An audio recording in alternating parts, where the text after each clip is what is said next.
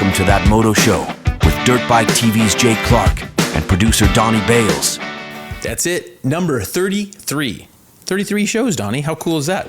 And it's my number too, so it makes it kind of cool. Yeah, this is the special show. This is like, I don't know, anniversary show or something just for you. Did you know that? Speaking of that, we had our anniversary last week. I just saw that. It was like 10 days ago, or somewhere. Yeah. Yeah, 9 days ago. It's anniversary month. Anniversary. So what anniversary is it for us? For you guys? 33. No way. I got goosebumps, dude. Oh my gosh. 33. So, Sarah's awesome. And one of the things we did, just by chance, it just worked out because I bought tickets a long time ago for AC/DC, which we talked about on the last show. Yeah. Okay. Then, since then, so that was on a Friday night. 3 Friday nights in a row, we went to concerts. To AC/DC, then the next week was Tesla, which you've already seen a few times over the last year. That's like our 3rd time. Then we went to see Sammy Hagar in Vegas as the trifecta. 3 Fridays in a row. How was Sammy Hagar? It was awesome. Yeah. We'll get into that later, but it was awesome. So that was it. And then, we were talking on the way back, and it's like, what else do you want to see? The only thing I have tickets for is Def Leppard in August, up there in San Diego, August 20th, I think it is. So that's about it. There's nothing else I really want to see that I haven't seen. Right. That is still alive and well. Yeah, I'm really bummed. I said it a couple times. I'm really bummed about AC/DC, but... And Sammy Hagar was good. We'll talk about that more at the end, but it was really good. So who else has ridden with number 33? Oh, 33's Casey Lytle. I remember back Casey then. Lytle. You remember that? Oh, yeah. But not a ton of... There's a kind of a bigger guy, won a Supercross, won one Supercross. One Supercross on early JG. Josh Grant. Grant. Yeah. He ran 33 for a long time. He did. And we would always give each other grief for taking, my number. He still will comment now and then that I took his number or whatever. Right. Yeah, but I was 33 before he was born. Who took whose number? Right. Yeah. All right. So, Derek Kelly wrote it. Okay. And who's riding it right now? Gosh, I don't know. Who is it? A Triumph guy, kid. No? Who is it? Freddie Noren. Freddie Noren. That's right. He's back there. Fast Freddie. So anyway, we had a good 3 weeks in a row. I got some cool photos from each of the concerts, so you can throw in there. I put them in the show folder there. So that's been cool. No Spencer, but we have Donnie, so that's cool. Spencer went to the Salt Lake Supercross, which we'll talk about, but he also rode trail riding in the morning. First time, mountain trail riding, and he said it was already a little dusty. Wow. Yeah. So, that's the problem. I like that he kind of kept the Jay Clark tradition where he rode in the morning at least. Before he went to the event. Before he went. And I was tempted to go. You saw the text with the group here. I was tempted as well, but I got blocked on that one. And I'm kind of glad I didn't, because what happened was once I started watching Denver, I remembered that Denver and Salt Lake are both hard pack, and they're not that fun of racing. They're typically the hard pack tracks. Like Vegas over the years, you don't typically get good racing other than a last second takeout or whatever, but you get better racing at the tracks that have more ruts, more sand sections, more tougher, that people can race better and not feel like they're going to die. Yeah, but the Salt Lake track looked really good though. I liked the track, the layout and the way and the rhythms and stuff. So we'll get into that. But anyway, so he right behind you is the number 3. This is we call it Eli's trail bike, and this is ours, mine and Spencer's YZ450FX. This is the bike he'll mainly be riding this summer up in the mountains. We got it all trail converted. We're going to shoot it with Ping this week with Whiskey Throttle, and we just added on the GYTR fan. We've already done some videos, and we have a few more videos coming out with all the pieces that we've done. We added the hydraulic clutch, so it's got the Brembo clutch up there, the Master. Really like that setup. As you can see, the bike just looks amazing, really cool. Donnie got some cool still photos of it the other day, so that was pretty fun. We did that out at Blackmore. So I told you the last bike too. It was a Yamaha that I really liked. I really like this bike. It's like I don't know, man. It's like blue is starting to tempt me. It would tempt you really hard if they came out with a 350. If they had a 350, there would be no more temptation. Right, and I think it's possible. Yeah. I just get this feeling that it's possible. I don't have any insight to know that it really is true. The prodding I've done doesn't seem to be as much denying going on. How much time have you guys spent on this bike before you built it? Oh, it's got about 12 or 15 hours. Oh, so you've done a little bit of riding. Oh, yeah. It's been ridden a bunch. So, and then we cleaned it up for this photo shoot. We did some steps, with all the pieces, and we tested different little things we could. And it's just an awesome bike. So before Are the blue wheels from the factory? No, those wheels are Nackstar. Oh, they're Nackstar. Yeah. They're actually black, and your light is what's messing you up. Oh, I got it now. I see Yeah, them. yeah. Okay. Yeah, so cool bike. But before we get too far, just remember to email us any questions. Email me any questions, via email with questions for the show we can use. Also use our Rocky Mountain link if you're going to do any shopping via online. Got everything there. You can use our link. It helps us out.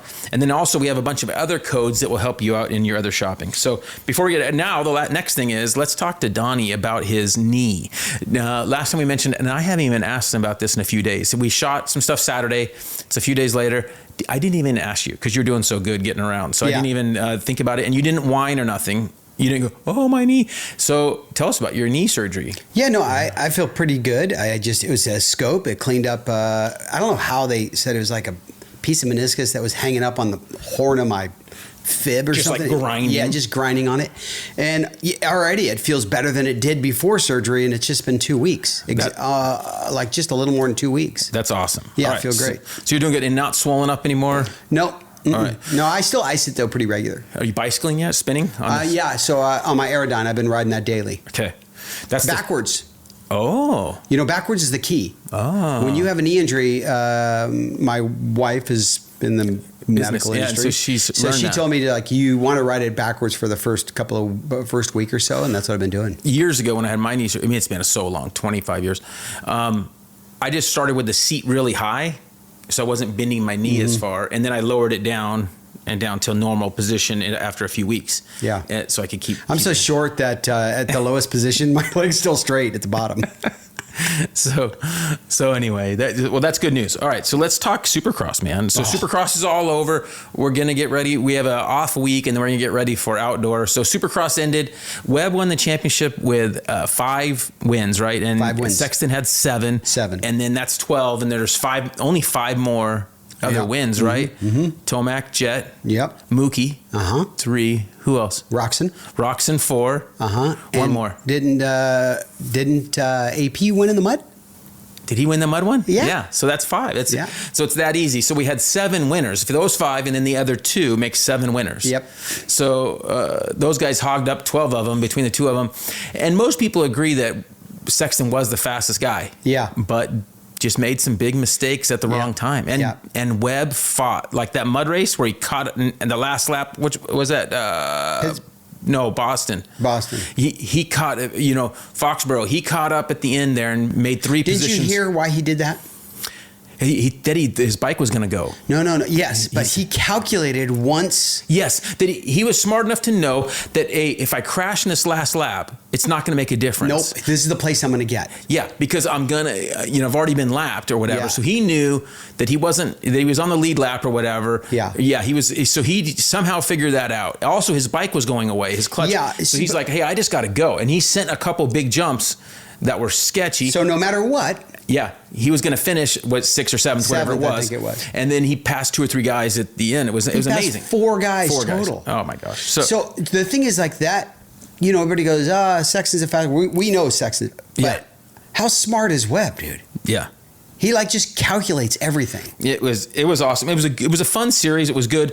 Yes, it would have been great for all the guys to stay in there. But here's the reality: is in the last 10 or 15 years, has there ever been a season where all the top guys finish? Never. It just doesn't happen, unfortunately. It's just part of the sport. There is never a year where all the top dudes finish. I mean, do we remember when Reed and Stewart and Carmichael, did all 3 of them ever finish a Supercross? It was just that 06 year where they were all in the battle of it, and Carmichael had to beat Reed in Vegas. And he beat Reed and Stewart beat him. Yeah. And I think Stewart won the world championship, but Carmichael they had won. that silly stuff. But the one that mattered. That one that mattered, it was Carmichael. Yeah. And so just people get all hung up on the fact, well, they didn't. It happens every year that it's just pretty much 90% of the time, not everyone finish. There could be of the top 3 to 4 guys. It's rare that they all will finish. Very rare. It's the gnarliest sport in the world. There is no doubt about it. And that goes right to my next thing about the 250s. That morning, we saw Cole Davies get landed on. And that was as far as blame here, we didn't get to see the whole context, everything. But I think Cole's going to learn, if you mess up, you don't slow down to a crawl. And that's what happened. He slowed down to a crawl, and Jordan Smith couldn't see him until it was too late. Well, also, he messed up, and there was Yes. a drone shot, and he Yep. did like a little zigzag. That drone shot was good, but it also proved in that drone shot how slow he was going. He was Yeah. going too slow. He was he slowed down to like our speed, Yeah. like rolling around that track. That's what he was doing. And it's like, you can't do that when guys are putting those heaters. I also have some concerns about the way they do those heaters, because it is dangerous what they're doing in a mixed practice. I think they should have super pole. Yeah, where a few guys are on a heater and guys aren't. The heaters are fast laps for guys they're trying to put in this fast lap, and it's really dangerous to do in traffic. So a lot of other forms of racing will just let a guy go, wait 20 seconds, let the next guy go, so they're gapped out, whatever, and it's controlled, much more controlled, a lot safer situation. So who knows? What about making them qualify on a Friday or something? They're all there. Right. They're all there. So there's other things you could do, right? Right. Just they're all out there one at a time. You all put in a heater. Even if it's 4 guys on the track at once, you go, okay, you're each 20 seconds apart, right? And it's going to be the law of diminishing returns. So you know who the fast guys are going to be. Yes. You're going to go, okay, you guys go together, Right. and so on and so forth. So unfortunately and it's easy to say to fix this. Everything has. I've listened to a lot of opinions on it. There's always a consequence. We change this, and it's going to change this, and so I don't want But the the sport's been evolving since it started. Yeah. So anyway, it was a great series. That part was very unfortunate because Davies was definitely the fastest guy right now, it felt like, in Supercross. So it was cool. Deegan went out there and did well, won, and that was cool for him. What did you think of Hampshire trying to pass Hammaker? So he caught up to him, obviously. Yeah. With some help from Juju, kind of held the group back. He held him back. Yep. Yeah. I like those two guys. I like Hammaker and Hampshire. Mm-hmm. I didn't like the move. Right. I just think, he blew them both up. I actually felt bad for Hammaker and Pro Circuit. It's like they haven't won a title in 8 years. Hammaker was fast enough. I think it was 19 was the last time they won. Right. Yeah. 6 years ago. Yeah. 6 years ago? Okay. You're good at math. Whatever. I thought I heard somebody say 8. No, I don't know 19. why. So Okay. anyway, I just don't really like cool. the move. No, here's the deal. If it was maybe 30 seconds left, little different. Totally different. But he caught him. There was 5 minutes left plus the 2, so plus a lap, right? So my thing is, you caught up there. Just wait a second. I would have loved to have seen RJ win. That's kind of who we are. We're always going for that old guy, and so it was an unfortunate deal. I kind of. Hammaker has been the fastest guy the last few weeks in the East. But what's the golden rule of taking somebody out? Well, you don't take yourself out. Don't take yourself out. Yeah, simple. If he would have not fallen out of well, okay. Right, because that means the move was too difficult for you to both survive. So it wasn't.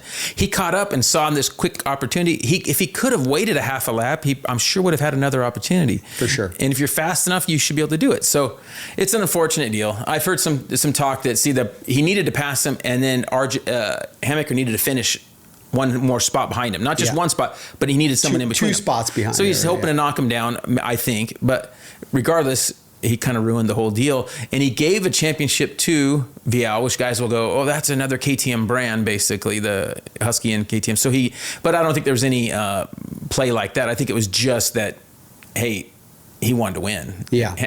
Hampshire wanted to win. I don't mind him wanting to win. And I would have been like, well, I like Hammaker and I didn't want him to take him out. But if he stayed up, I'd go, well, I understand the move. Yeah. Well, anyway, so that was unfortunate part there. And as far as Deegan goes, that was pretty impressive. And I think I'm thinking we're going to see the same thing outdoor. What do you think with Deegan? I think he's better outdoor than Supercross. Right. And unfortunately, we're not going to know where Davies is outdoor now. Nope. We were all wondering, but we're not going to see that till next year. Because who else could be? Vial could be fast outdoor. Right.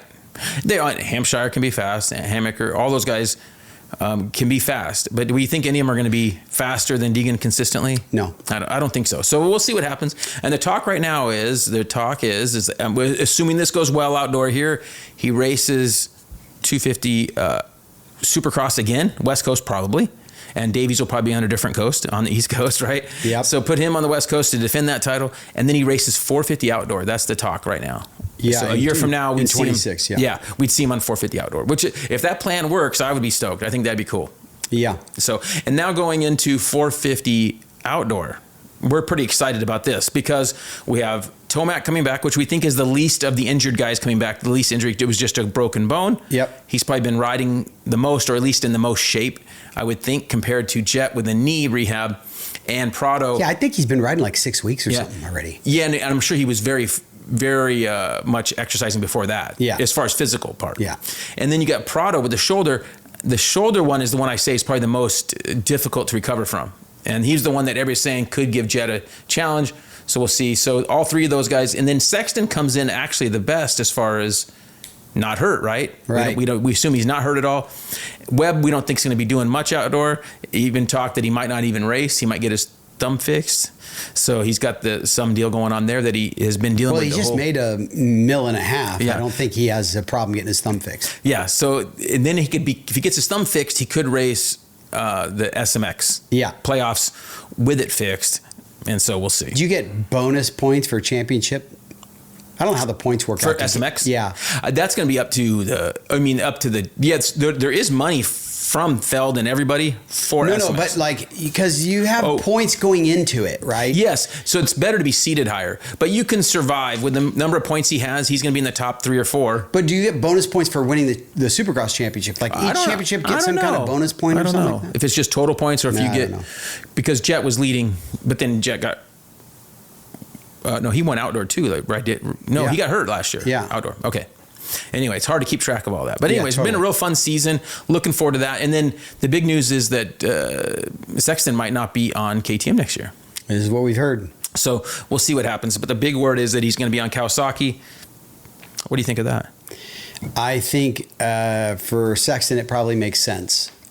We talked about a few different reasons. Do we know where they're at in their cycle in terms of new bikes, Cowie is? No, I would assume it's the same bike next year for sure. Same bike next year. They're at least 3 years. So to be next year, they would still be the same bike. Same bike, okay. So, and then with KTM, there is some rumblings of this thing. Isn't what I said wasn't a big deal, or not. I shouldn't say not a big deal. I wasn't overly concerned with the bankruptcy. Hey, stuff happens. A lot of companies have gone through stuff, auto companies. But now they've paused, whatever you want to call it. They've stopped production again and not going to start back up again until the end of July, which is really the 1st of August. They said July 27th. Also, May 23rd is a big date that they're supposed to have a bunch of money paid back to these people. So it sounds like they got back to building bikes, weren't able to get enough parts because no one wants to give them. Suppliers are like, hey, you hosed us on paying us. You only gave us 30%, or you're only going to give us. I don't know that they've even been paid their 30%. So if they owed somebody, $100 grand, they're only going to give them 30, and yet they want to get some time to buy parts. They're like, no, we're not going to do that. Right. So I think there's a lot of suppliers that are holding back, and I think that's what's messed them up. So I am concerned that KTM could be in big trouble. And we'll see what happens. I think this May 23rd date's going to be a big deal.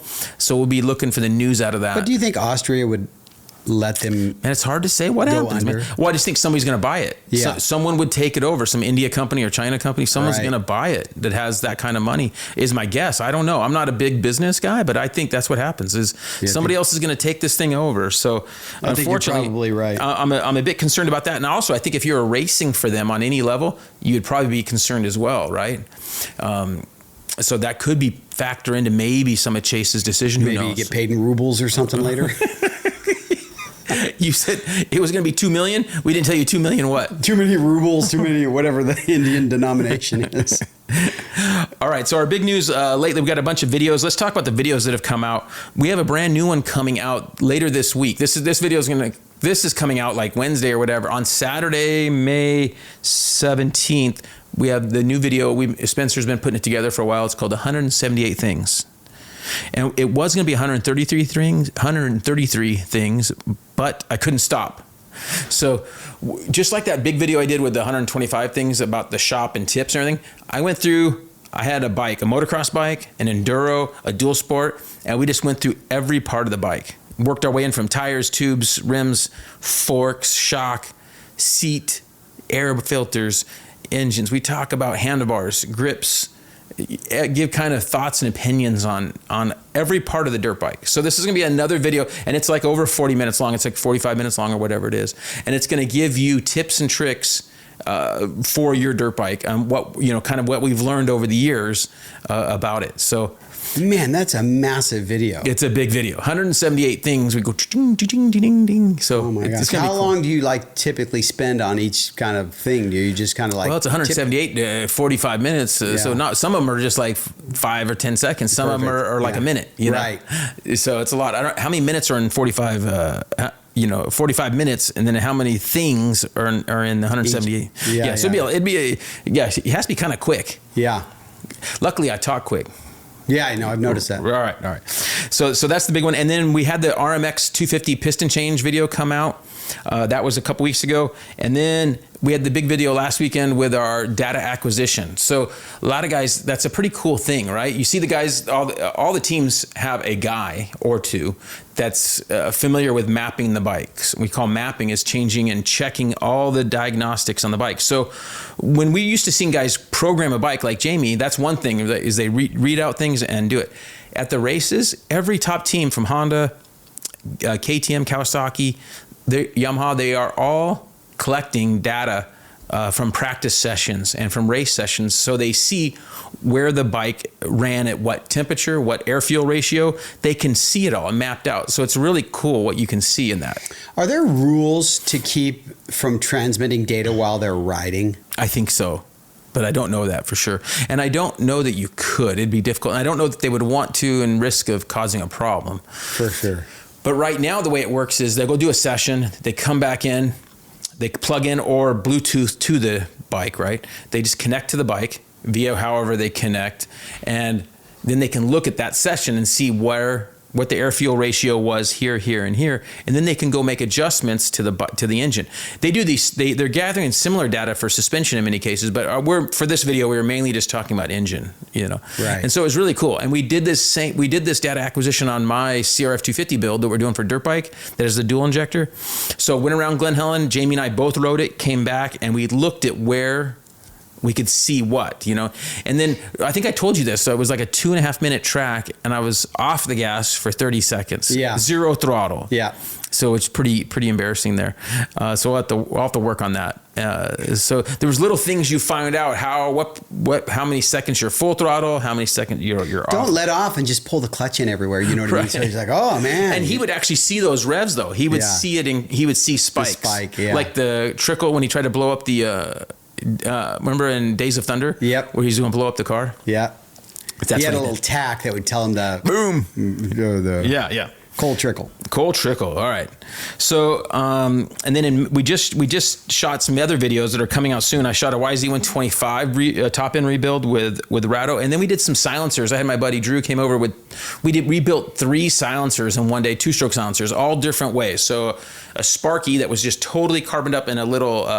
It was either a 50 or an 85, and the whole turbine core was just totally caked, and so we had to burn it all off. I didn't have a sandblast or anything, so we burned all that off, and we show how to rebuild the 3 different types of 2-stroke silencers, just a regular, in different ways. So that'll be coming out soon. That's a cool one.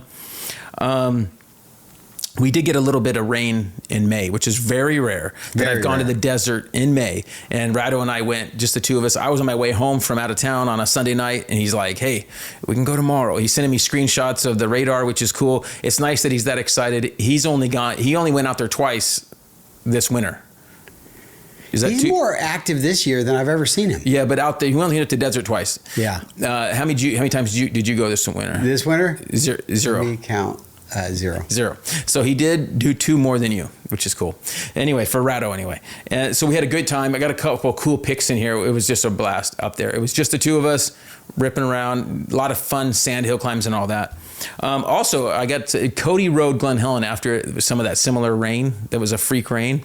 And a lot of times the rain will just stop at Glen Helen. Yeah. Glen Helen's at the bottom of a hill for those, outside of SoCal. Out of a mountain. And it just stops right there. It won't even rain 10 minutes away. It won't be raining, but it stops there at Glen Helen and will just soak it.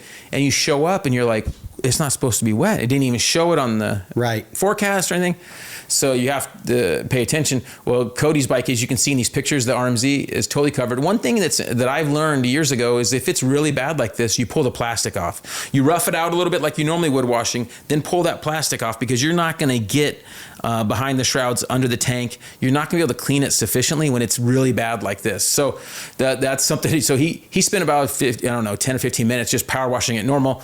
And then I went out there and we pulled plastic off and got it really good. It got it a lot better than it would have been. So that's something to do. A good tip for you if you're going to wash your really muddy bike. And when I rode with guys, years ago I rode in Hawaii with some cool guys. That mud there is.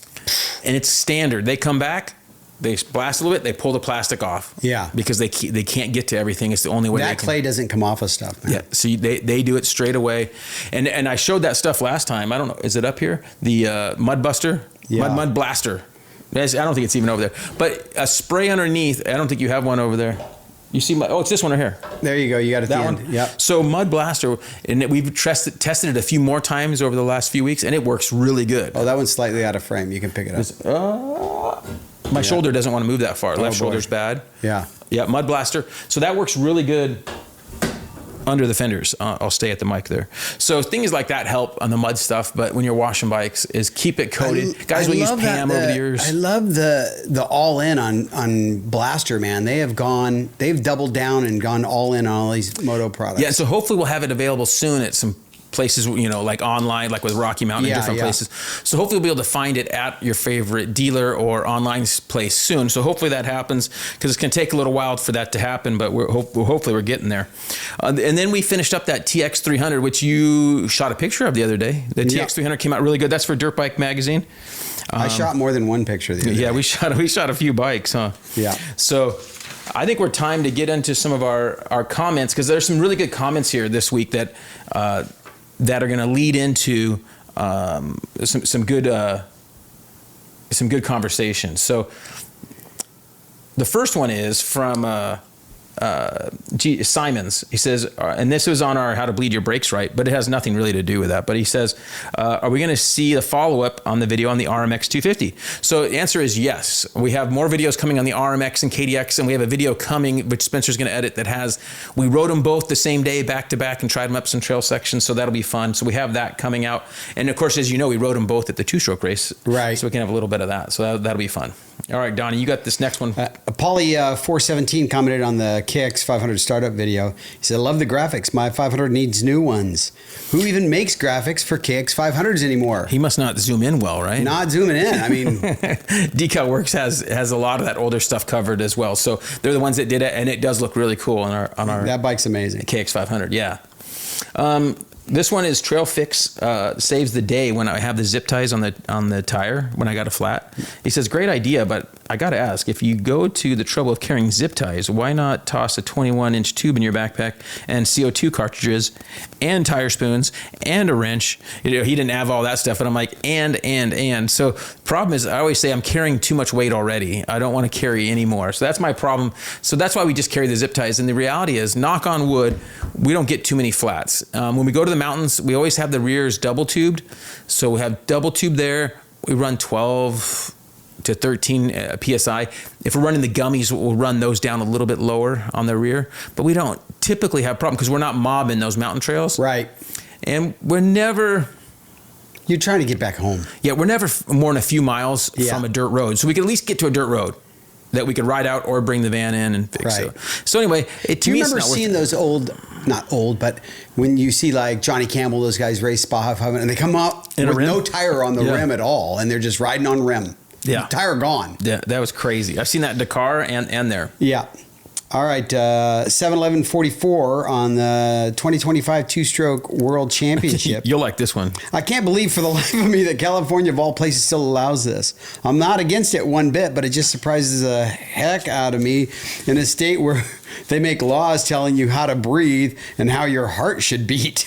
Yeah. So I guess I'm kind of surprised with you too. But the one thing about California that's a misconception to a lot of people is that outside of the big cities, outside of San Diego, LA area, right? And then the Bay Area, outside of those, there's a little bit in the Central Coast, but there's not much population there, right? Right. Outside of those areas, everything else is very red.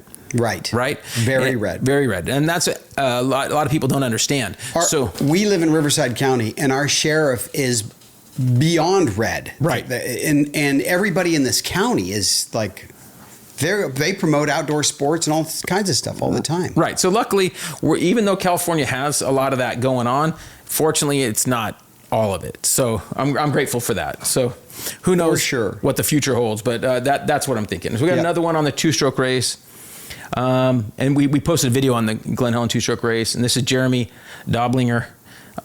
Anything that needs a piston gets a Wiseco. Hands down, it's how I roll. Very cool. And on the two strokes, it's just been a standard for years, so it's pretty awesome. Oh, I like this next one. You're going to love this one. This is on Dirt Bike Tire Change. I like it.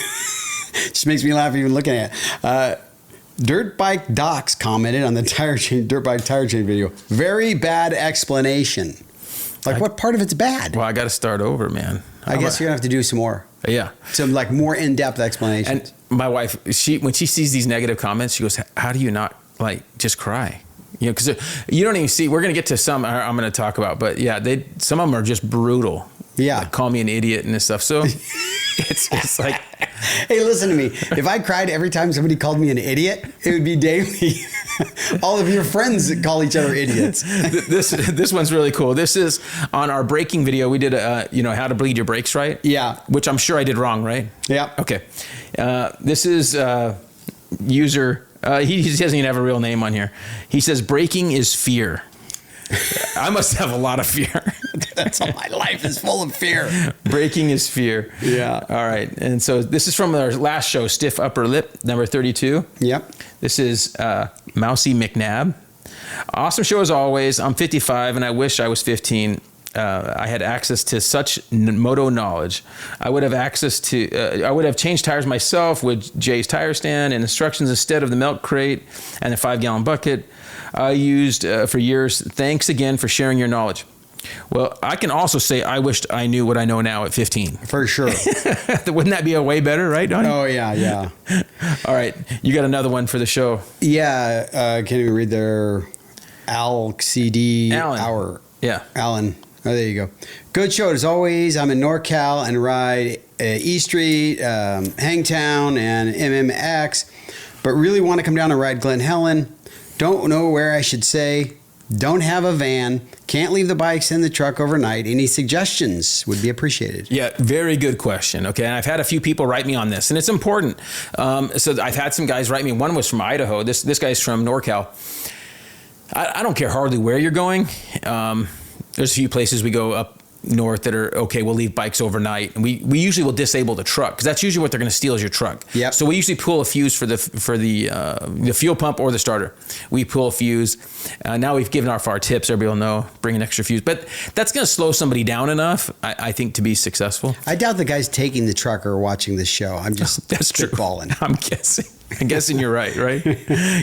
So the first thing I'll say is before you come down for a trip is plan your trip. Look at the calendar first. So Glen Helen's open on Tuesdays and Thursdays, and then they race or practice on Saturday and Sundays. So make sure what you want is available on those days. Okay, Tuesdays and Thursdays are pretty much always, no matter what. But check that Saturday Sunday situation. So if you're going to ride just there, I would stay in Ontario area or Corona area. Well, even Airbnb it where you can. No, that's what I'm saying. Yeah. He actually had another question and he asked about Airbnb, where the neighbors aren't going to jack you. So pretty much, guys, they see the Glen Helen's in San Bernardino and then they want to stay in San Bernardino. Yeah. So pretty much anywhere but San Bernardino. So you're going to have to drive 15 minutes to 30 minutes to get there. If you stay down by, like where we live, down in Marietta or Menifee, any of that, the traffic to get up to Glen Helen's brutal. So that's why I kind of suggest guys stay in Ontario or Corona.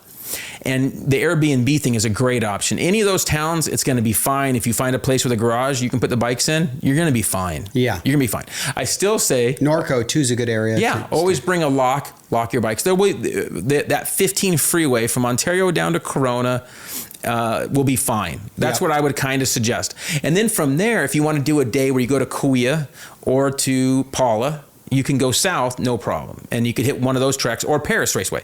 You could go there. You could go south to those tracks. So that's what I would suggest is a good area. If you stay in Marietta or Temecula, the problem is getting north to Glen Helen is a bear. Like a Bad. Yeah. Trust us. I just got a ticket. Yeah. You blamed me for the ticket. It was your fault, dude. Because if you were with me, I wouldn't have got the ticket. Yeah, but sometimes we drive separate, and I do the exact same thing you do. Oh, this is brutal. So anyway, so I'm going to have to go fight this thing.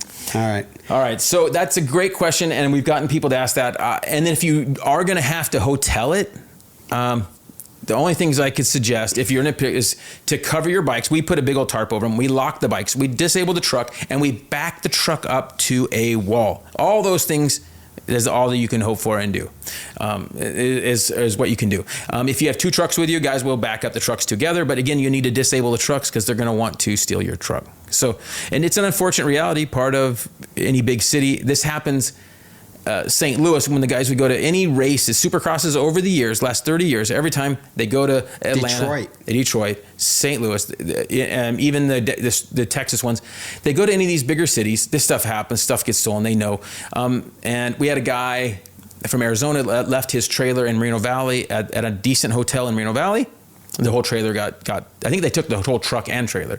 That was another thing. So I would, disable it so that it makes it tougher for those situations. My buddy went to go eat after riding, and he was backed up into a spot. A guy backed up next to him, cut his tie downs, pushed the bike over, and he was gone in 15 seconds. Ugh, it's brutal. Cut the tie downs, he didn't bother taking them off, literally pushed it into the other truck, flipped upside down, and just however it laid, and he left. So we have a typical rule where we are keeping eye contact. One of us in the group is keeping eye contact on the pickup truck in the parking lot that's backed in to be visible, or we have the two trucks back together, that whole thing. But like what you described, I've seen footage of some of those where they can just pull alongside and just throw it in there. Even in my van, many times when I've stayed overnight, we still lock it. I cable it inside my van and disable the van. Right. So anyway, so hopefully that helps you out. I feel bad that that's the way it is, but it unfortunately is that way. And it's like that way in many other countries too. Yeah. So they have the same problem. Yeah, dirt bags are dirt bags. Right. Oh, you're going to like this one. Go. And this is from Brutus. This is on the last show. He says, anyone ever notice that sometimes when Jay talks, he's in the middle of a burp or gas coming up? Might be time for an endoscopy. Just saying, I've noticed this every video. Well, I haven't done it today. Not today. You know why? Because I ate like 4 or 5 hours ago. Yeah, that's what you said the key was, right? Yeah. But he's got a point. I'm an older guy, and I did actually have an endoscopy not that long ago. And it didn't do much of anything. They didn't discover anything. And that's a whole frustrating point. But the reality is if I don't eat right before the show, when I eat right before the show, which happens quite often because of our schedules, so I've learned not to do that. All right. Okay. Thanks for caring about me, right? Yeah. All right. Travis Conover says on the Dirt Bikes Fix video, I've seen you put grease on the oil drain plug years ago. I've used your expertise and never had a problem getting them off again. Yes, because the grease is going to help those threads not go, lock into place. Especially like on the KTM, we have that aluminum, the one for the screen. That one will lock into place. Oh yeah, yeah. So the next one is from Mr. Speed. I don't scratch rims. This cracks me up. Read that right there. Yes, it says, that tire looks paper thin. Try it with a thicker tire, LOL.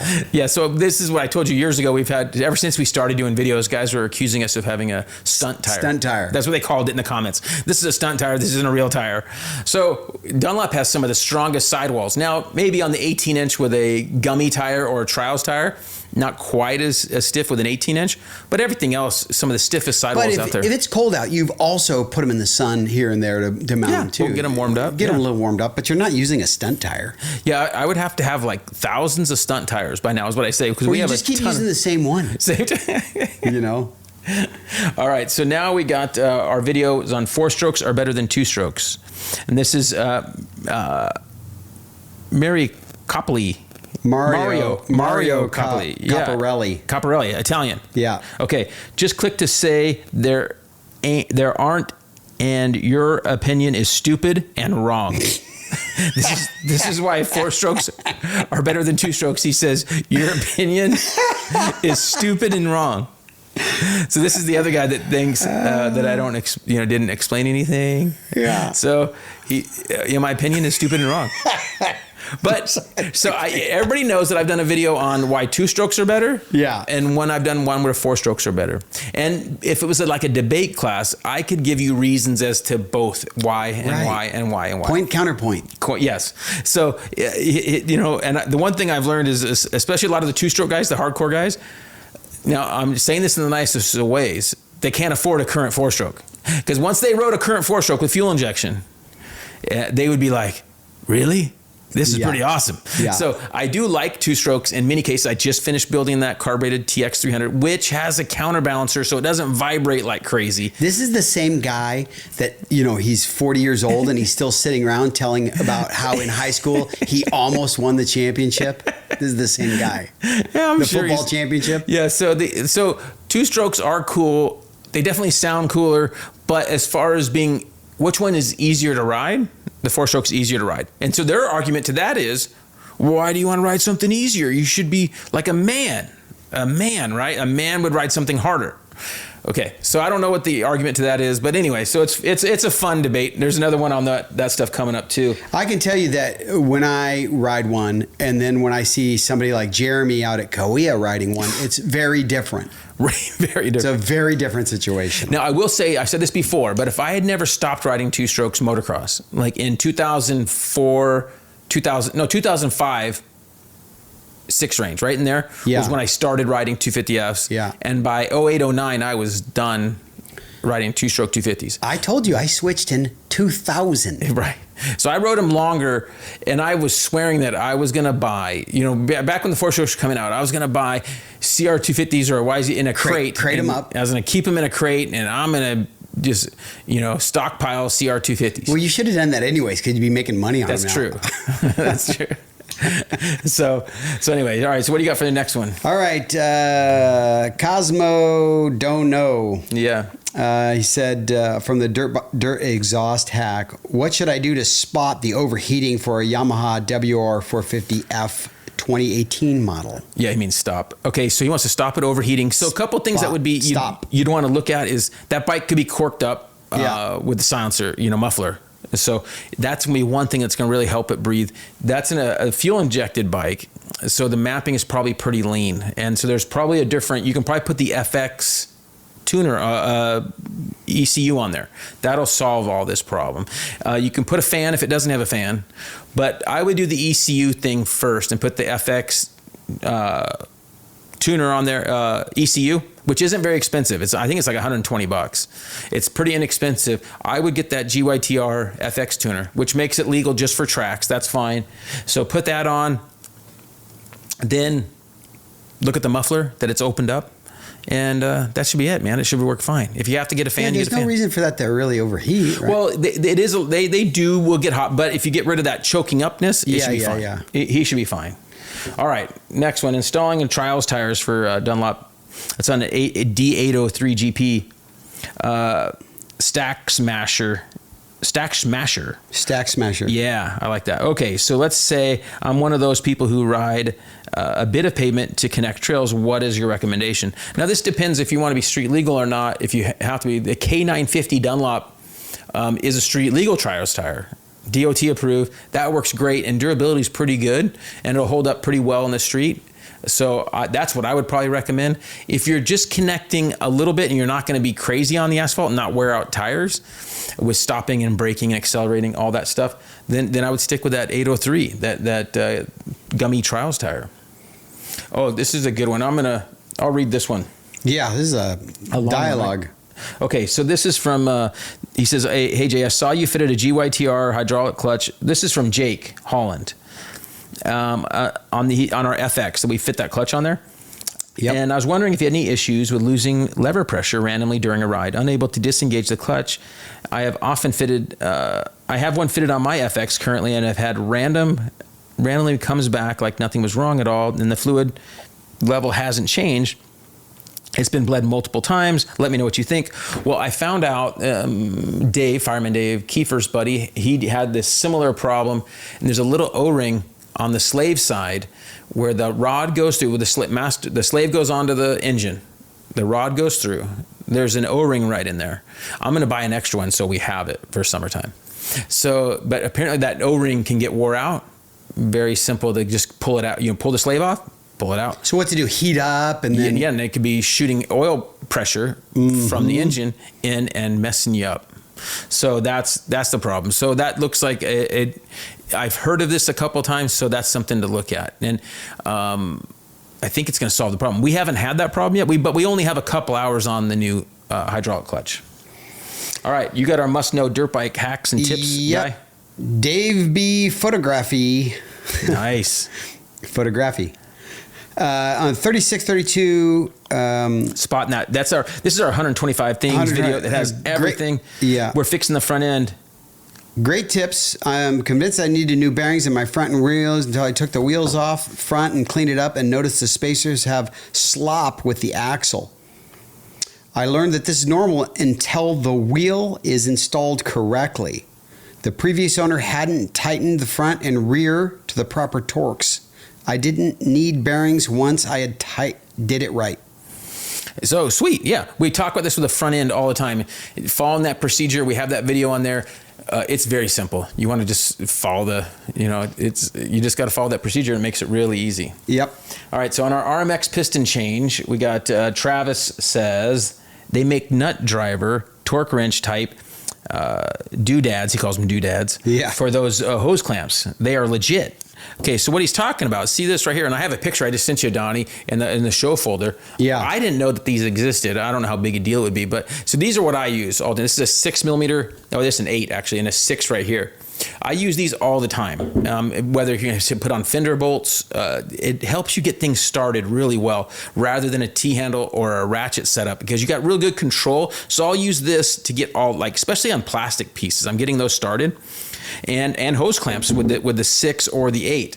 And what he did, so I Googled it, and on Amazon there's a green one right here that it actually has torque settings in inch pounds, and you could set it. So you could, once you found a good setting, was good for hose clamps. So most of our torque settings on hose clamps is when the hose starts to kind of go through the clamp. Yeah, when it's squeezing through. Then we back off a little bit and know we're pretty good. So it's a good feel thing. So if there was a torque setting, that might help some guys on that, and it's pretty inexpensive. So I'd never seen one. So I thought that was kind of cool for guys that, don't know the feel. They could look up the torque spec in inch pounds on those little things. So I thought that was pretty cool. Yeah. All right, Jeffro 7P202 on the RMX 250 piston change. He said, cool video. I always wondered why gaskets would restrict coolant flow with small holes in some of the ports. So yeah, on the video, the piston change, we talk about how the gasket, most of the time, the gasket, it can only go on one way. Upside down or the other way. But as far as it can only go in one spot. Well, this RMX we were doing had multiple spots. I looked at the fish. I talked to some people just to confirm where it went. And there's different holes that channel the water flow. And then all manufacturers will pay attention to how much water flow, coolant flow, we'll say whatever, is going through the head and the cylinder, so they can monitor where it goes. So you think you just want them all open, right? But they need a certain amount of heat. Yeah, because it won't go to some areas of the... Yeah, and you want some heat to make power. You have to have heat to make power. So you need some, but then not too much. You don't want the thing running too hot. So that's why with a gasket you see that sometimes on a two-stroke, you put the head gasket on, and it's blocking some of the biggest passageways, and you're like, it's blocking those. Well, it's on purpose. So that's just, it was kind of fun that he brought that up. You can see when you take the gasket off how they're actually pushed a little bit. It's pushed in right there. Yeah. All right, we got another one from the two-stroke change. This is the Carl Joseph smelling to check the jetting. So when I had the piston off, I was able to smell it and tell that the jetting was just right. Yeah. That's a long-learned skill. Not everyone has that. For sure. Yeah. So I was able to tell. I smelled that and the spark plug, and I knew we were right on the money. Yeah. Smells good. At R. Carly wants to know, it says, on the RMX 250 piston change, I really like the voiceovers with the time lapse. Great way to show the whole process without a 2-hour video. That's what we're trying to do, keep it concise. We are trying to have more tech videos. I get a lot of guys ask me about certain jobs on a certain bike. Well, I don't have every bike at my disposal, so that's why we just kind of work with whatever bikes show up. And then we can just kind of help you with, because the bottom line is when I need to learn something about doing something at the house or whatever, I go Google it just like anybody else, right? And I'm going to go search how to put it on. So I kind of want to try to make videos that will help people do that. Right. This is our K-Team adventure bike where we put the heavy duty, we put the tube in. Was this in your bike? It is in my bike, yeah. So this is Goober wrote us. Cool name. Yeah. Thanks for another great instructional video. Any advice on using a tube in the rear of an 890R as it has an offset hole for the valve? Want to have a spare as a backup in case there's damage that cannot be repaired with a plug. Thanks in advance for any recommendations. We've actually been wondering about this, and I don't know that. So first of all, if anybody has any ideas on this, let us know. So the wheel on an adventure bike on these big is really like 4.5 inches or something, right? Yep. It's big. And the hole for the tube, the valve stem, is not right in the center. It's offset over here. So if you put a regular tube in there, it's going to be a pain to have it hanging over sideways like this to go through the hole. So if anybody knows if there's offset tubes or whatever, that'd be great. So what are we thinking about doing? Well, we've talked to enough people. It looks like that bike really wants a thinner rim, like 3-inch or 3.5 or something, a thinner rim, and then a regular tube would be just, and that rim would then have a hole right in it. Some of them run 2.5 inch. Yeah. So that's what we're looking at doing. So we're going to talk to Faster USA about that. We've been talking about it for a bit, so I think we'll get back on that project. For long term, for guys that are riding more dirt roads and so forth, not doing as much asphalt, but it sounds like that's the better ticket. We're going to have to really get on this before September. Yeah, that's right, before your next big ride. Another big ride okay, day. Cool. Yeah, all right. So Josh Dimascal. Perfect. Sounds good. This video helped me so much, and it was on the installing tips for beginners, tire install. This video helped me so much, and I don't care about scratching my wheels. It's a trail bike. It's already banged up. Yeah. So most guys, if they're changing their own tires, they're not. If it's a trail bike, older bike, they don't care about scratching. It's only Southern California moto guys that care about the way their bikes look. That's true. All right, 4 strokes are better than 2 strokes. And this is Martin says this. I think I found one of the wildest sides on the internet. One of the most heated topics. Probably sites. Sites. Maybe. Wildest sites on the internet. Yeah. One of the most heated topics, the debate of all debates, 2-stroke versus 4 strokes. So just like we talked about, he thought it was funny that and I'm sure he's figured out that I made videos for both. So they both can, and if you, especially 2-stroke guys, hardcore 2-stroke guys will, They It's funny because it's only the hardcore 2-stroke guys that care. The 4-stroke guys are like, yeah, 4-stroke's better, whatever, and they just kind of move on. Right, and they've all ridden 2-strokes. Right, and it's like not like they hate them. It's just like, hey, yeah, I've progressed. Yeah, you're stuck there. That's fine. Then we're good. Right. Right. I was learning. You're gonna hate this story. When I was learning to fly, I learned to fly a tail dragger as well. And one of my instructors was like, you don't see airliners with tail draggers anymore, do you? He says, you don't need to fly that thing. So it's kind of funny. He was like, not about it at all. That's funny. It's kind of the same deal. Pickled cotton candy. Nice. On the our off-road 250 is as good as the YZ250FX test ride. Still good for the track, right? Question mark. I primarily ride trail, but occasionally track. Hard time deciding between the F or the FX. Well, to me, it's a no-brainer. If he's on the fence and he's mainly riding trail, so I'm talking 80% trail, then it's a no-brainer. I would go with the FX. Just like we do with the KTM with the 350 XCF or the 250, if you're riding trail most of the time, get that XCF or FX version because you got the 18-inch rear wheel, which is a lot better. You got the kickstand. On the Yamaha case in that 250, you have a different transmission, which is really pretty good. So that's another. You got 6 gear, which helps on those trail rides, connecting stuff. So I am all about the FX version. Hey, also, let's just think about this for a second. Let's compare a new 250 or 450 FX compared to a 10 or 15-year-old motocross bike. Yeah. Like it's not even going to be close. That FX is going to be... Yeah, you pay like $100 or $200 more or something, but it's worth like $1,000 more 2 or 3, 5 years from now. Right. Because people would rather have a trail bike used than a motocross bike used. 100%. That's a good point. Yeah. So that's something good to keep in mind as well. Yeah. See, Donnie, you're not just good at editing. You're good at thinking of these kind of things. So this is our how to... You know me, I'm always concerned about money. Yes. This is our mapping video we talked about earlier on the Honda, how pro mechanics use ECUs to map. And this is from VW Sand Vets. So I'm guessing he builds VWs that are sand with Corvette engines. Yep. Crazy. Can a fuel-injected KTM TBI two-stroke be dialed in with a laptop like that? I've never seen an O2 sensor installed in the expansion chamber of a two-stroke injected, but it should be possible. Yes. So yes, it should be. It could be possible. It's just paying. Right now, there's nothing that I'm aware of that's off the shelf available. Someone like Jamie at Twisted could help find something to be able to do that, but it would be costly. But if you're putting Corvette engines in VWs, right, you might have the resources to do it. You can figure it out. So yes, I think it is possible to do this, and you might not be getting the same air fuel ratios that you would on the four strokes, but at least you would be able to look at the data and see where you need to make some changes. Yeah. All right. What do you I got? like this one. Noah Laverty. Oh my God. Taking out the spark arrestor does not give you an advantage whatsoever. This dude is a complete idiot. Dang it, man. I like emphasizing that. Having it does not result in the loss of power, or taking it out increases the chances of starting a forest fire. Okay, how are we going to start a forest fire on the motocross track? Well, these guys don't read. They don't read. Read the title of this thing. Yeah, it says track use only exhaust. So this is the one that was driving Sarah crazy, because this video has got a ton of views just on YouTube, and I'm just cutting out the spark arrestor, the screen. Yeah, and then people go, well, you're not going to notice that difference. But on a 250F, I kind of want to have everything I can.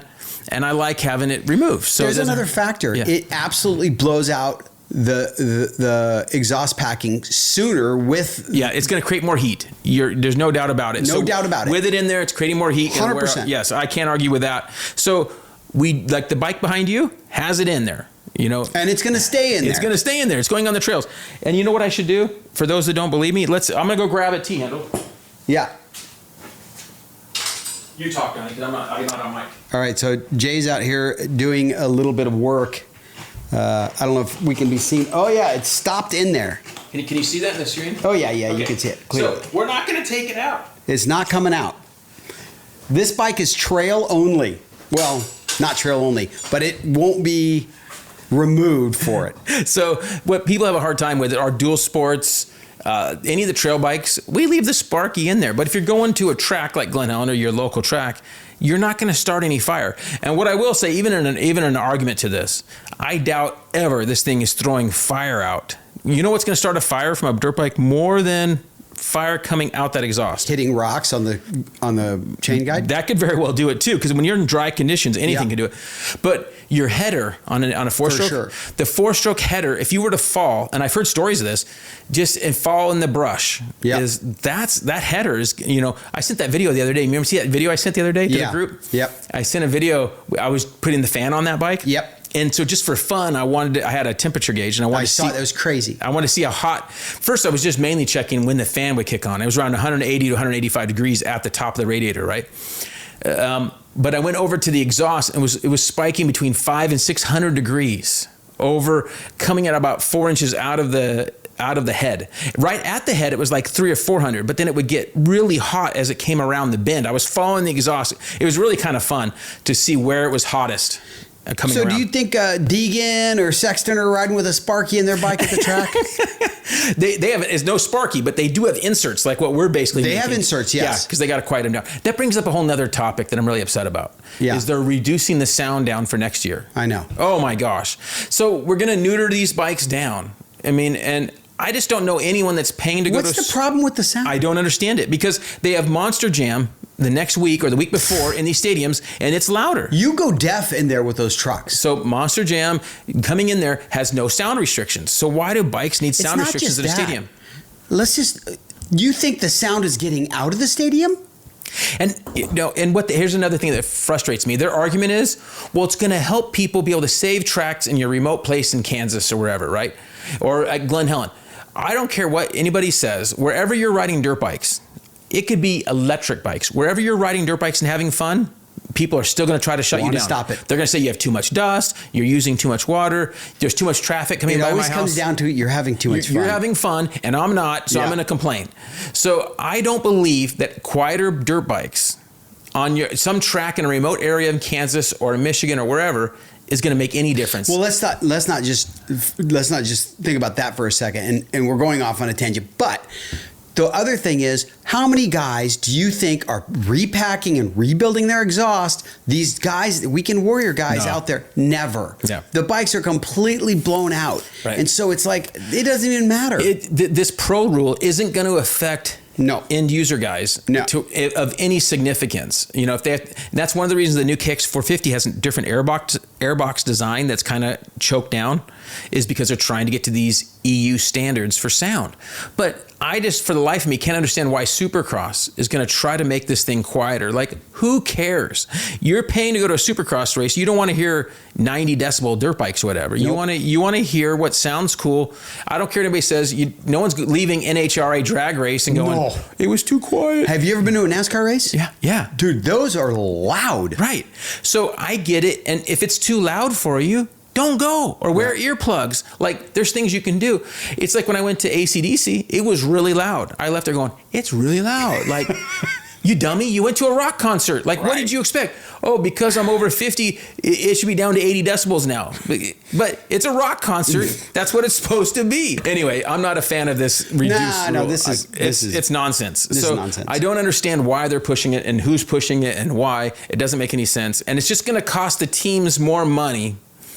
And the privateers are going to be worse, because the teams can spend kind of whatever, right? They're going to have to spend more money to make this thing quieter, neuter them down, and then to make power elsewhere. They're going to tons of resources, and then the privateers are left to just try to figure this out or cheat, right? So it's just kind of silly. It really is silly. So I'm not a fan of it. I hope it goes away. I don't know. But I like that I'm a complete idiot for taking up these. That is pretty funny, man. Okay, this is from Mojo Racing, Marcella Joe. He says, hey, bud, I have a question about a 2006 RM250. I can't seem to find a cylinder anywhere. I was wondering if you may know of a place to get a new cylinder. It's like they stopped making them for a time. Thank you for your time. That's weird. It's like they stopped making them. You'd be better off buying a whole bike. You know why it's like they stopped making them? Because they did. They stopped making RM250s. So when they stopped, this bike was stopped in 07. So they stopped making any new parts of that bike in 05, 06. Yeah. They stopped. So that is 20 years ago for you people. So what's funny or strange is that these people don't understand that this is normal. So they think of 06 as not that old, but it's 20 years ago. Okay. That they made this bike, okay? And you have to accept, other than a Yamaha YZ250 that you can buy apart from a 99 that fits a 26, okay, YZ250, the cylinders are the same. But on these bikes, that's not the case. So what I tell guys, especially if you're buying, this goes back to if you're gonna buy a used bike, if it has a damaged cylinder, that can be very expensive. So luckily, Millennium will replate cylinders and fix them. But if you're too damaged or it's broken, spigot, different things, they can't fix that. Or if it has a sleeve that you can't fix, those types of things. So in this case, if your cylinder is still salvageable, I would get a new piston and send it to Millennium. That's a great solution. If it's not, then what I do is get on eBay or other parts sources, or get on Facebook groups there's an RM250 group, I promise you. A Suzuki group. Yeah. You can find out and try to find a cylinder from a guy. That's your best place you're going to find one. eBay is going to be kind of expensive. The only way I'd buy one on eBay is if you can find a cheap one for under $100 that's damaged or ruined. If you want a bike like this and you're going to ride it and not just restore it, you really need to buy 2 or 3 of them. And I'm not joking. The engine, because here's the other problem. So once he starts riding this, and then it starts not shifting well, he's going to be like, hey, did you know it's like they stopped making shift forks? No transmission parts. Yeah, that's weird. But they stopped making stuff. So it's just normal. It's normal for us to understand. But a lot of guys get into this and they see an 06, they're thinking it's not that old. I got to be able to buy parts for it. Where do you think, I know this is a dumb question kind of, but where do you think all the bikes have gone? Are they just laying on somebody's side yard? Is that what they're doing? Because nobody recycles these bikes and gives them to Charlie the Junk Man. So are they just in a field someplace? I don't know where they're going, but guys think that that the math works on many of these bikes.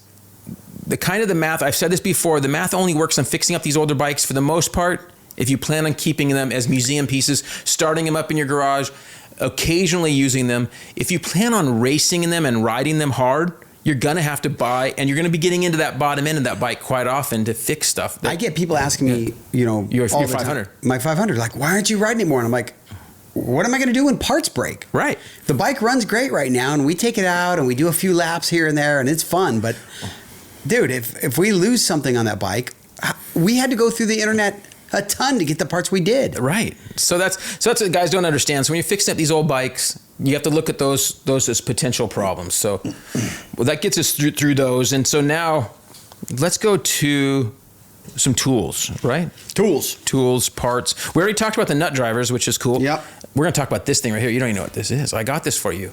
Right, remember last show? Oh, yeah, I got it. Yeah. Look what this one is. This is a magnet. It's magnetic. It's magnetic right here. And it can go in your van if you have a metal wall. I do, yeah. It could go against your toolbox, and it can hold cans or pistons. Look at that. Nice. You could hold pistons in there.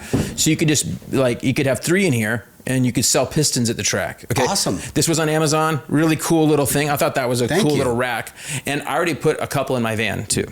So cool little thing. Next thing, I fixed your gauge. Remember your gauge? Oh, yeah. I kind of forgot about it. And then I was like, hey, where'd my gauge go? And so we put new fluid in. Yeah. And if you look up here, there's a little thing that Donnie didn't have in here. He didn't. It got lost in the original purchase. There's a little relief valve, and you pull that up to let pressure out, and you push it in. And the key with these liquid-filled gauges from Motion Pro is it shouldn't be hanging out upside down. It needs to be like this. That's why they have these. So it has a magnet on here, or I got one over there. Look, on my toolbox. Yeah. So now you're going to be able to keep this one like this. Awesome. The other thing you can do sometimes, if you don't want to use the magnet, I've taken the magnet off, and I just put a screw through it through wood. Sure. So if you're going to go on a wood beam or something, you don't have to keep the magnet on there. Yeah, you have one in the beam in your middle of your garage, Yeah, right? yeah. Nice. I think there's one on each side of that beam now. Yeah. I'm such a baller. Yeah. Yeah, look All at right. you go. All right. So there's our magnet deal. That takes care of that. One thing I was going to show that's kind of cool. I just saw this. I was looking for something else to show. This is the top clamp piece, top bar clamp on a KTM. And guys, we have these videos on fixing the front end after a crash, and they swear that their bars are bent, that their clamps are ruined, and 90% of the time on a KTM branded bike, it's this. And go, well, how can this be? Wait till you see this, Donnie. How cool is this? So this Holy cow. Can you see that gap from there? Oh, yeah. I got it in the camera. So this thing will rock. And so what I tell guys is get it on a flat surface, like a glass. If you don't have a surface plate, you can just put it on a piece of glass and see if it moves at all. If it rocks at all, that thing's tweaked. It doesn't have to be as much as this. It can be just a tiny bit of rock, a tiny bit, and it'll throw you off when you're tightening the bars down, and it'll feel tweaked.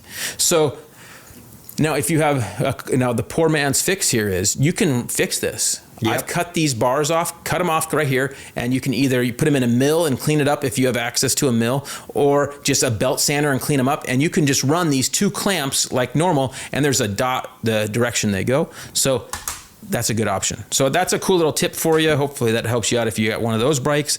And if you have, if your front end's tweaked and you don't have one of these and it's just regular, you can get in there and just push that thing the other way. Go check that out. Always the front end. I have a good video on that, fixing the front end after a crash. Because most of the time, especially with our bars nowadays, we've had many where you swear the bars are bent and it's not. It's never. It's everything else. To bend the bars, usually it's a pretty significant crash. But it used to be easy, remember? Yes. But with even those ODI Champ bars. Don't bend anymore. Don't have a problem. Yeah. It's all right. So, and then next thing, we're going to end the show with our CD, which we're just going to talk about the set list. I got the set list from that concert. And for those people going to concerts, I'm going to give you a little inside tip here about concerts is you can look up the set list before you even buy your ticket. You're like, why would you do that? Well, that's because you can see if you want to go. Like 100%. Right. People go, they didn't play the songs I liked or whatever, right?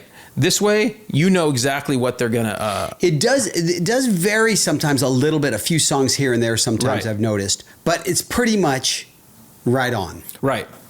So this at the Sammy Hagar show, my thumbnails my screenshot's playing weird for some reason, but. He played that new song, that Encore. Yeah. That song he wrote for Eddie. And then Top of the World, Panama, Run Around. Let's see here. There's Only One Way to Rock. Humans Being. That's a really cool song. Right Now, 5150. Pound Cake, Somebody Get Me a Doctor. That's a Van Halen song, and Michael Anthony actually sings that. And then Satch Boogie's Joe Satriani plays that instrumental. Yeah. Amsterdam, Why Can't This Be Love, Good Enough, Mouse Tequila, Heavy Metal, I Can't Drive 55, and Love Walks In. So I think we're going to name the show I Can't Drive 55. Yeah. Because I think that goes for both of us, right? So yeah, what just happened to me? yeah. Hey, let's show that. I thought about that. Yeah. Because that was kind of a bummer deal. So Donnie got a brand new truck. Luckily, he's got a dash cam in there, which I'm going to get a dash cam. I think I want to put it in. I'm not joking, dude. I probably had, aside from the comments when I posted this, I probably had 40 people go, what kind of dash cam do you have? Right. So you send me a link. I will. All right. So send me a link because it became ultimate proof. Let's play the video right here. You don't have to have the sound up. Your poor daughter's terrified. Yeah, I want to do that. Right. But this woman pulls out in front of Donnie, and Donnie's only going like 30? 32. 32 in a 40? 40. Yeah. Because they're going slow. Were you holding flowers? He's holding flowers. Yeah, she was. So, yeah, so just being cautious, and she pulled right in front of you. And, of course, what did she say? She said it was my fault. So that's where this dash cam really pays off. Like it, but and she kept holding to your story, right? Like yeah, she said you changed lanes. You were going to turn left. I'm like, no, it's going straight. But I didn't like get into it with her. I'll just let the dash cam do the talking. Right. As much as I talk, this time I was just like nothing. I didn't say a word. Such a bummer though. A brand new truck. So and anyway, her car was brand new as well. Right. But yours is worth 4 times more. 4 times as much. Yeah. This was not a good day. So anyway, but my daughter was safe, and that's all that matters. And that was the good attitude. When I was talking to Donnie, I mean, just an hour or two after, it was like, yeah, it's just stuff. And we joke around, it's only stuff he's going to have for a year or 3. So it's not like it's that long of stuff. It's not like a daughter or a family member. So you got to be grateful. We see so much tragedy in the world that, hey, don't fret the small stuff, the small stuff. We're really blessed to be able to do what we do and have fun and all that and be safe most of the time. So I'm glad you were okay. And it was just in town going 30, you know, it could have been a whole lot worse. So could have been worse. Right. That's always something to remember. So we're not going to get to any of our questions, I think, because how deep are we in there? We're hour 15. We're good. So we'll save those for next week. We had some really good ones. I think that there is one that I wanted to go over though. Hold on. I said that and then I'm going to change my mind. Let's do one. Because there's one that I put in that one I put in the show notes so the photos would be there so it'd mess you up when you go to edit. This is from Isaac. He says, I'm working on a Carmichael replica, in quotes, CR250, and I need the square-shaped break-ins versus the typical bubbled-shaped ones. Any chance you know somewhere I could get them? Thanks again. What he's talking about, and there's a photo here, the hydraulic brake lines at the end, they had different banjo fittings. They did. Okay. Dude, who cares? That's what I told him nicely. I said, who cares? First of all, you're never, even if you got those, you somehow found those and used those. They were on Japanese lines. They weren't a steel braided line. Right. Nowadays, you're going to want a steel braided line because you can't get a good enough line, a rubber line like that. Yeah. They had factory lines from Japan on there. Okay. Do you think Skip Norfolk's going to show up and know that they're wrong? Dude, that's why I tell guys, build a themed bike, an RC themed bike. Right. You're not going to get everything right. And there's no contest. There's no judge. You're not getting an extra trophy if you make this thing perfect. And at the end of the day, there's no way you're getting that cylinder, that pipe, those brakes. There's no way you're getting so many of those little components in that bike. The exact graphics. Yeah. Never. You're never going to get everything the same. So why try? Just get it close. It can look cool. We built the McGrath replica. Let's throw up that McGrath looking bike. Yeah. So as you can see, even with our CRs, remember that one, you shot a few of our CRs over the year. We built a McGrath looking one. We built a 92 to 94 looking one. Yep. With, kind of a bale mix bike with number 1 on it. They're just themed bikes. Yeah. You don't have to be perfect on that. Like there's no ultimate prize you win for being close to period correct. So that's what I told poor Isaac. I told him, man, don't fret it, dude. Just have fun. You're going to spin your wheels. And yes, I'm sure you could, and I'm sure people will suggest where you can go buy those banjos, but who cares? As my wife would say, is the juice worth the squeeze? It is not. Right. Now, Galfers, who we would probably just get lines from, I would just buy Galfer lines, and you could get them in silver or white or whatever color you want, and they're going to look rad. You can get whatever color fittings. So that's what I would probably do, is get some custom lines made from them. That's what I would probably do.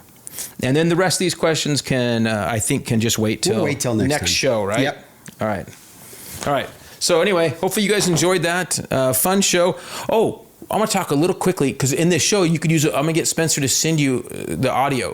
That new song we made. Oh yeah. Did you know about that? So that was AI made that 2-stroke song. Yeah. Wow. Did you listen to that a little bit? I didn't hear it yet, but I knew you guys Okay. did. So I'm gonna have Spencer send you a couple, and you can have him playing a couple little spots. Will do. Yeah. So we're just paying a fee because that's another problem with our show is we can't have AC/DC or That's a bummer. I wish we could. right. We can't have these any of these bands. We can only have their free music. Just so you guys know the way YouTube works, if you use some of that stuff without permission, you use that stuff, and AC/DC is not going to give me permission. Okay. And it's really the company that owns all the stuff. Yeah. Right? They're going to be fighting for it. They're going to take 90% of any revenue, which we don't make hardly any money anyways, but they're going to flag that video and you get docked and it's not monetizable. And then the video doesn't get promoted by YouTube. Hey, you know that in the past, I made my own content way before people were making their own content. Right. And put them on DVDs. And Pennywise was close to the Moto industry, and I knew them personally, and they gave me personal authority to use music on some of my CDs. That's cool. And I had done that, which everybody was like, how did you get Pennywise? And I'm like, well, they love Moto. You're right. So I got hooked up with, through some of our friends with them, and they were like totally fine with me using it. I'm like, this is awesome, That's rad. And I didn't have to pay or anything. That's cool. Yeah. Well, and nowadays it's just a thing. So Spencer figured out we can make music with AI. And so we made some cool rock songs. And for that 2-stroke video, yeah, where we did the piston change in the RMX, we have that. We kind of made up a song about pistons, and it's pretty in the revving it up and the dirt moving. We put in some keywords and just made it sound similar to some of these bands from the '80s. Similar. And it says style. I actually don't think you name the bands, but the style from the 80s rock. Yeah. And it's like, it's pretty cool. So we'll have some of that music playing and maybe here at the end of the show. And there's some instrumental stuff which he made, which is really good. You could have some of that. Yeah, so we'll throw some of that in. You will have some more music at some of these spots. That's cool. Hopefully you guys enjoy it. Coming up when the show comes out, I'll already be at the Moto Fest. Stopwatch National is this week at Glen Helen. So I'm going to go out to that. And then we got Paula National. Are you going to go out to that for the first Motos? I want to because I think, if Tomac's going, then you got to go. I got to go. Right. You feel obligated. I just feel like I'm obligated. If he's putting in the effort to be there. If he's putting in the effort, I can go walk around with my little bum knee, just at least a couple of motos, minimum. And yeah, you could watch and it would show support. And be good. Now, we did do a pool. We had a Supercross Fantasy with a group of guys. Mm-hmm. Neither one of us did well. No. Okay. But one of us did worse than the other. Yeah, but I don't care. But did you see what the difference was? It was like 12 points. It was 9 points. It was just like Sexton and Webb's difference, dude. They ended up being 2 points at the end. Yeah, 2 points. But yeah, we were 9 points apart. Right. But from 7th to 12th. That's a big difference. I can't believe how bad it was. But I told you what I did, which I knew better. I voted with who I wanted to win and not who I did it too much too. Me too.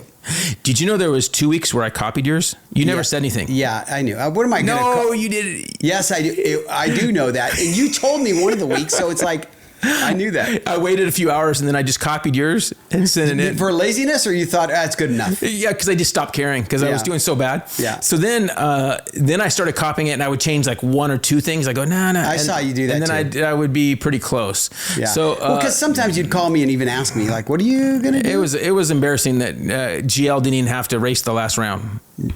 Like he is truly a champion. That's terrible. Yeah. So now when he talks to me on the phone now, he introduces himself as SX Fantasy Champion. So now is he like 8-time champion? We'll have to add it to his total. Yeah. Yeah. So that's embarrassing. So he needed a bigger head. Right. All right. So anyway, so now does anyone do one for outdoor? Rocky Mountain does one? Anybody do one? Yeah. I don't know who does one.